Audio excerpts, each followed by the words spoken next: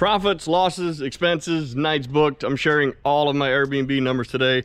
Hello friends, I'm Jerry with Lake Escape Cottage, and I'm just beginning my third year of owning and operating this property, and I thought maybe y'all would be interested in knowing the numbers that over the first 2 years. So I'm going to open up my books and let it all out for you. Let's get to it.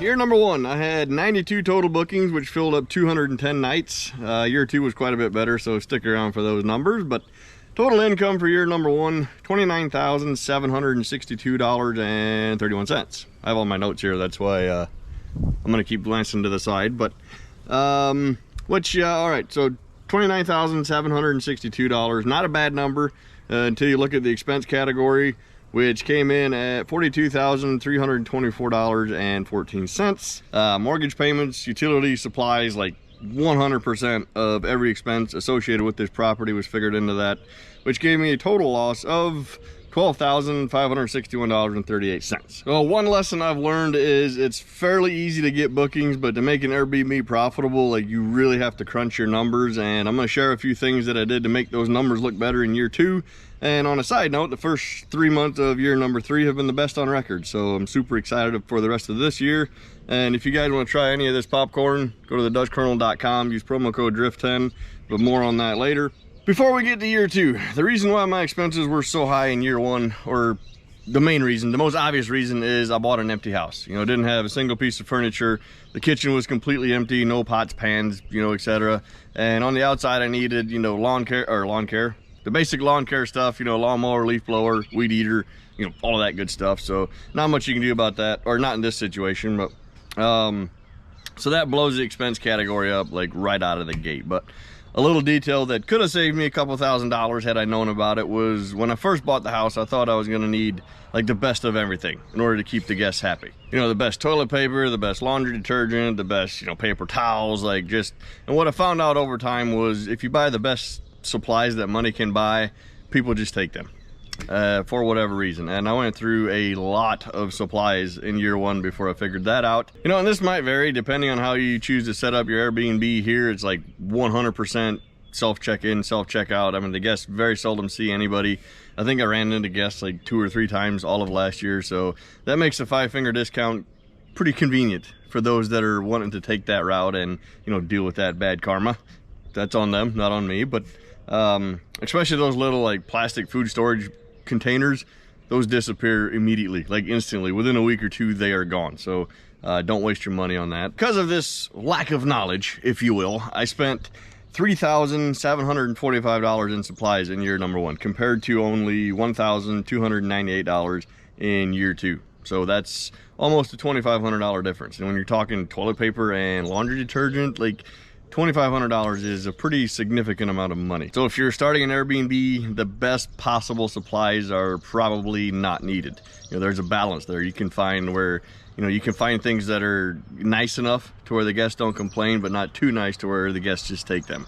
And it's definitely worth your time to find that balance, if you will. All right, year number two. Quick reminder, year one, I had a total of 210 nights booked out. Year two, I had 279 nights booked out. So that is 69 more nights in 69. Sorry, I'm still a kid. But the total income for year two was $33,222.42. The biggest improvement to year two was my expenses. I was able to trim my expenses by over $14,000. So my total expense for year two was only $27,915.23. Significantly better than 42,000 something that I had in year number one. So a quick summary, year one, I lost quite a bit of money, which I think is to be expected whenever you start a business for the first year, or at least that's what I expected, which, you know, might be the only reason it happened, I'm not sure. But I was also not very smart with my money at all. A lot has changed since this all began. But yeah, year two, I pretty much broke even, and going into year three, I've made some pretty significant changes, which should make this the first profitable year, which is really exciting because my livelihood now depends entirely on this property and you guys watching these videos, so thank you for that. And for those of you not familiar with Airbnb pricing, they have a program called Smart Pricing.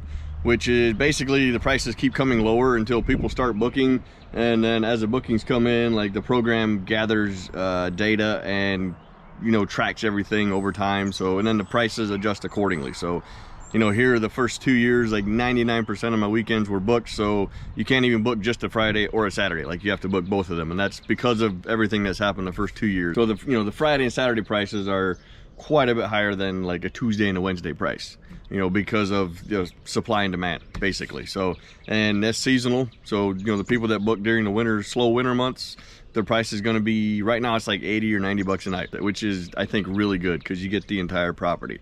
Versus people that book during the busy summer months, June, July, August, they're spending, upwards of 250 bucks a night, which I think is too much, but I have no control over that, so I'll take it as it comes. And when you book matters as well. If you book 3 months out in advance, the prices are going to be more than double, even more in some cases, versus if you wait until last minute. But obviously the flip side of that and the risk with that is, if you wait till last minute, there's a pretty good chance the house isn't going to be available, or at least not for the nights that you want them. So you got to pick your poison when it comes to that. All right, in words of parting, if you will, I would say that if you're thinking about starting an Airbnb, do your best to listen to the guests. I mean, even though it is your place, your property, like your business, the guests are the ones that are staying here, so they generally have a better idea than you about what works and what doesn't work. And usually their needs are pretty easily met, or at least over the first 2 years here. So if you can do those two things, we'll get better and better, and it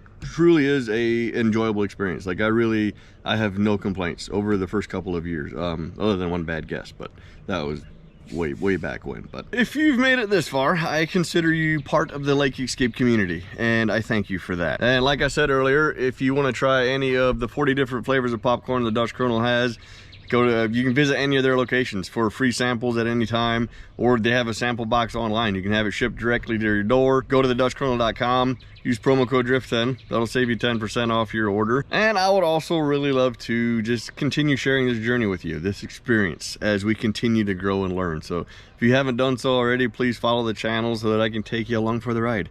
It's been quite a fun one, and it continues to get more funner and more funner. So with all that being said, I hope to see you by the lake someday.